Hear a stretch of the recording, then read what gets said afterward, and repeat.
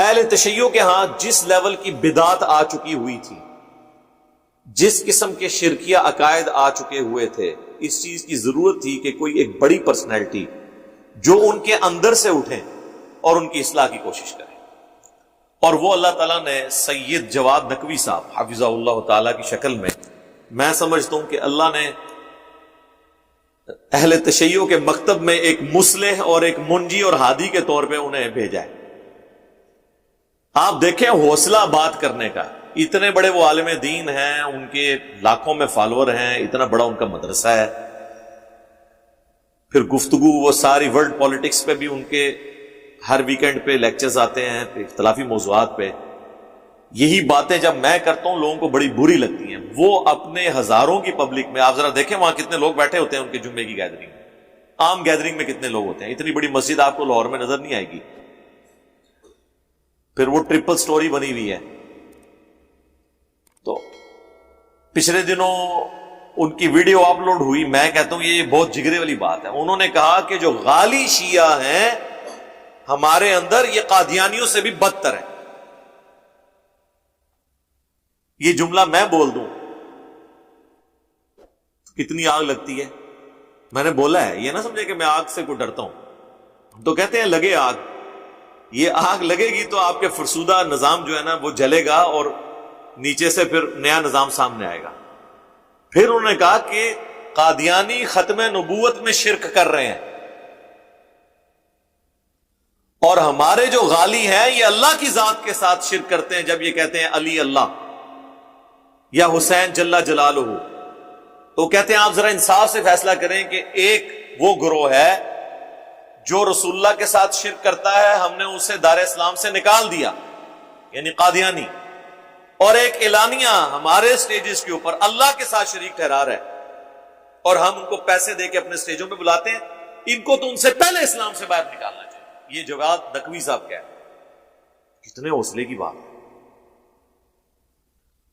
پھر انہوں نے اگلے دن اس سے بھی ذرا سخت باتیں کی۔ انہوں نے کہا کہ غالی شیعہ تو قادیانیوں سے بدتر ہیں، لیکن جو صوفیاء کا طبقہ ہے، خصوصاً انہوں نے بریلوی مکتب کی بات کی، ان کا معاملہ ہمارے غالی شیعہ سے بھی آگے بڑھ چکا ہے، اس لیے کہ غالی شیعہ تو علی کو اللہ کہتے ہیں نا، یہ کہتے ہیں کہ عبد القادر جیلانی نے اللہ کو بھی روح واپس لے لی۔ ہاں، اب لاجیکلی سپیکنگ آپ دیکھیں نا ذرا، جب میتھمیٹیکل ایکویشنز بنتی ہیں نا پھر ویسے ہی بنتی ہیں۔ وہ آپ نے سنا نہیں، وہ جمال الدین قادری بغدادی صاحب کہتے ہیں کہ جی چھڑ دو عبد القادر پیچھے پہ گیا، یعنی جس طرح دو پلوان اکھاڑے میں اتر آئے، تو مجھے بتائیں کہ دو پلوان اکھاڑے میں اتریں اور ایک اپنی بات منوا لے دوسرے سے، اس کا ڈیسیژن چینج کروا لے، تو تگڑا کون ہوا؟ جو ڈیسیژن چینج کرائے، یعنی عبد القادر جیلانی، اور کمزور کون ہوا؟ اللہ۔ یہی رزلٹ نکال رہے ہیں نا اس سے۔ ہاں یہی ہے۔ قرآن تو کہتا ہے کہ کوئی نبی بھی دھونسنی کے کسی طرح اللہ تعالیٰ کے اوپر کر سکتا، کوئی شخص اللہ کے حضور کسی کی سفارش نہیں کر سکتا مگر اس کے اذن سے۔ سورہ زمر میں آیا کہ اے نبی، جن کے لیے عذاب کا فیصلہ ہو چکا، کیا تم انہیں آگ سے بچا لو گے؟ اتنی بڑی بات۔ سورۃ البقرہ میں آیا اے نبی، ہم آپ سے نہیں پوچھیں گے لوگ جہنم میں کیوں چلے گئے، آپ کا کام صرف دعوت پہنچانا۔ سر کتابوں کا خدا تو بڑا ڈٹ ہے، وہ تو گفتگو اس سٹائل میں کرتا ہے کہ وہ کہتا ہے کہ میرے ساتھ کیا، میرے قریب بھی کسی کو نہیں لے کے آنا۔ پھر نبی علیہ السلام کے مبارک زبان سے کہلوایا جا رہا ہے قل ارائیتم ان اہلکنی اللہ ومن معی او رحمنا فمن یجیر الکافرین من عذاب علیم۔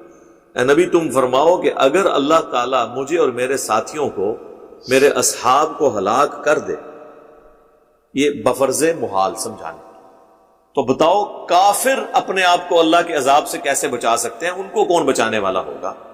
یعنی ہم بھی اس چیز سے ڈرتے ہیں کہ ہم بھی اللہ کی نافرمانی کریں تو اللہ ہمیں بھی پکڑ سکتا ہے۔ قرآن میں 3 دفعہ یہ آیت آئی، میں نے کئی دفعہ ریپیٹ کی ہے، سورہ الزمر میں، سورہ یونس میں، سورۃ الانعام میں۔ اللہ تعالیٰ نے اپنے محبوب صلی اللہ علیہ وآلہ وسلم کی مبارک زبان سے کہلوایا ہے قل انی اخاف ان عصیت ربی عذاب یوم عظیم۔ اے نبی تم فرماؤ کہ مجھے تو خود اس بات کا خوف ہے کہ بالفرض اگر میں بھی اپنے رب کی نافرمانی کروں تو بڑے دن کا عذاب مجھے بھی آ پڑے گا۔ تو یہ غلوف والا مسئلہ آپ دیکھیں انبیاء کے ساتھ ہی ہوا ہے۔ ظاہر ہے انبیاء کو ہی اللہ کے ساتھ شریک ٹھہرایا جائے گا، اللہ کے نیک بندوں کو، ظاہر ہے اللہ کے دشمنوں کو تو نہیں ٹھہرایا جائے گا۔ حضرت عیسیٰ ابن مریم کے بارے میں ڈیوینٹی کلیم ہوئی ہے نا، اور ہمارے نبی علیہ السلام پہلے ہی خبردار کر رہے ہیں، صحیح بخاری میں حدیث ہے، دیکھنا میری اس شان کو اس طرح بلند نہ کرنا جس طرح نصارہ نے کیا، میں اللہ کا بندہ اور اس کا رسول ہوں، مجھے اللہ کا بندہ اور اس کا رسول ہی کہنا۔ پہلے تشیع میں یعنی اس طرح ایک اسکالر